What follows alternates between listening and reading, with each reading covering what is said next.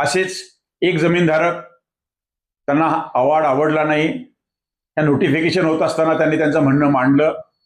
त्यांनी सांगितलं की आमची ही हरकत आहे, ती हरकत त्या कॉम्पिटंट अथॉरिटीने किंवा भूसंपादन अधिकाऱ्यांनी नाकारली. शेवटी हे प्रकरण हायकोर्टापर्यंत गेलं आणि हायकोर्टाचा अगदी अलीकडं म्हणजे याच महिन्यात 2 फेब्रुवारी 2026ला निर्णय लागला. आता हायकोर्टाने ये तीनही म्हणजे 5 ऑक्टोबर 2021चे अधिसूचना, त्यानंतर 6 ऑक्टोबर 2021चं परिपत्रक आणि 14 जानेवारी 2022चं परिपत्रक महामार्गाच्या सन्मुख असणाऱ्या जमिनीच्या संदर्भात जे गुणांक कमी करणारं होतं ते रद्द केलं आणि गुणांक कमी करण्याचे अधिकार राज्य शासनाला नाहीत. ते नवीन भूसंपादन